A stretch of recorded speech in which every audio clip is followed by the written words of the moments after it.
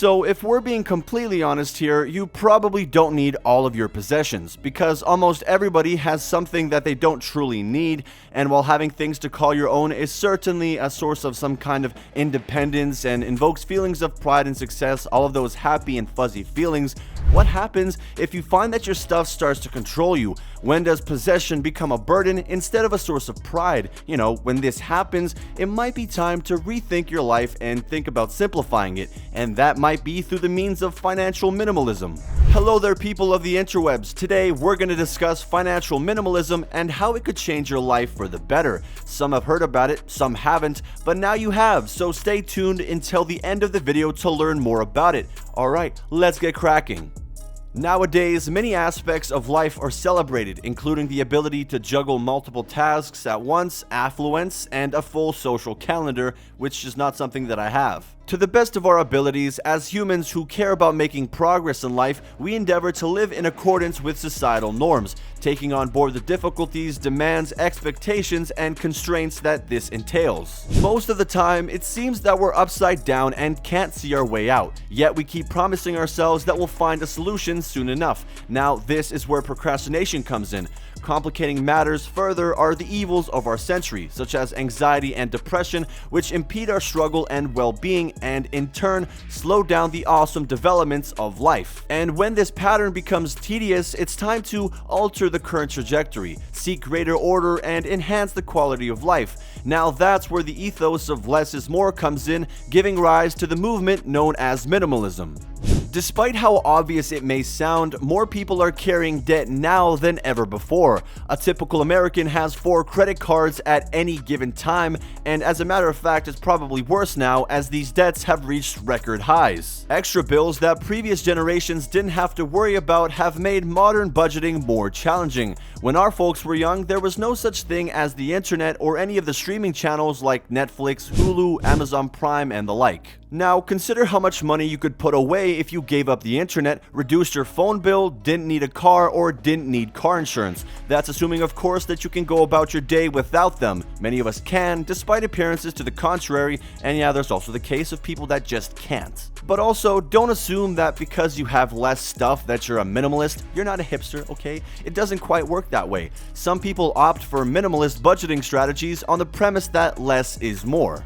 In order to successfully adopt a minimalist lifestyle, especially a financial minimalist lifestyle, you're going to have to make some serious changes to your current way of life, and that means you're going to have to live frugally. How? Well, cut back on eating out. Downsize your home or get rid of a car. It doesn't have to be your car, it could be an ex's car, I don't know. But these are just a few examples of drastic measures you could take to reduce your monthly expenses. Also, you shouldn't try to fit in with the crowd while waiting for everyone to see things your way. Instead, you should do what's best for you, your loved ones, and your future, even if it's unconventional and brings you some unwanted attention. Because there's always going to be those who are unhappy no matter what you do, and trying to make them happy will just make you too typical. You should focus on your strengths and avoid your weaknesses, and contrary to what you would think, you should put more energy into developing your strengths than fixing your weaknesses. This time and effort you put into areas in which you are less skilled can be better allocated elsewhere.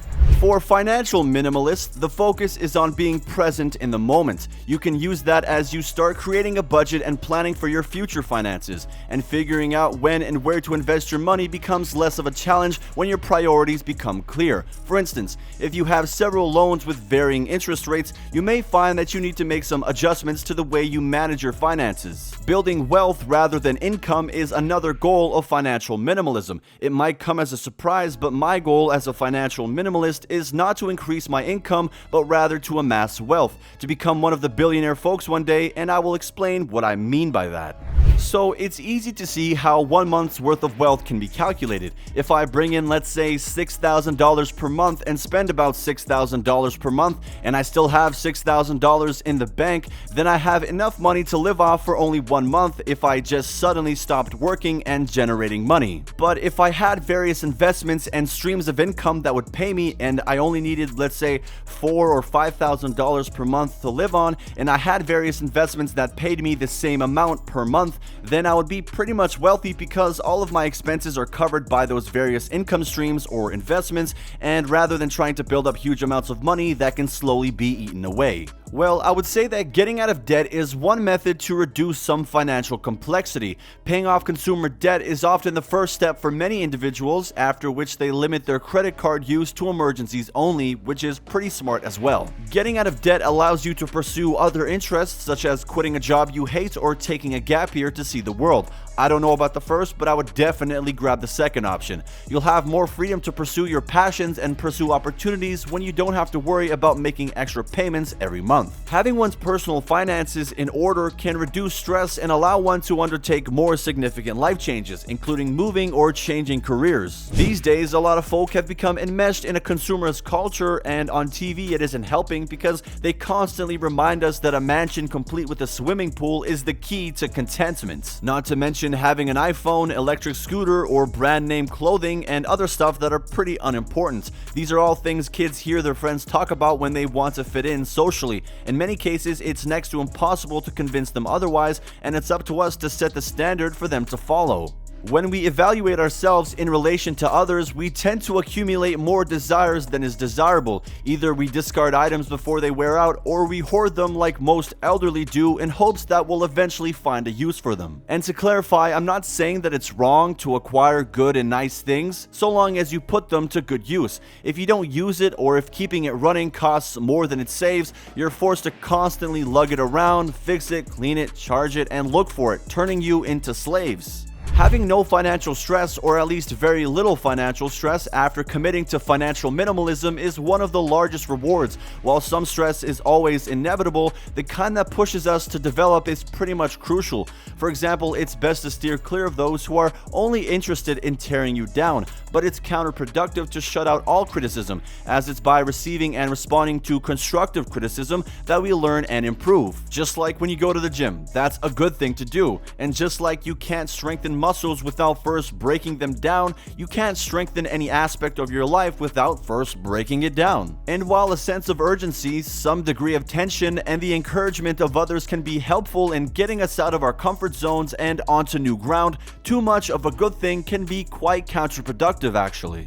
Living a financial minimalist lifestyle can help you become more deliberate and focused in all aspects of your life. It can also aid you in keeping track of your money, clearing out unnecessary items from your home, and giving you more time to devote to the things that matter most to you. You can try it and see your financial life take a boost. So that is all for this video, guys. If you liked it, feel free to tell us what you think about it in the comment section below. We've always got new content, so just click the bell icon right there to get information on every video. And also, don't forget that you can like and subscribe to Econofi to get tons of amazing content. But as for now, that is all from me. I look forward to seeing you in the next one. Peace.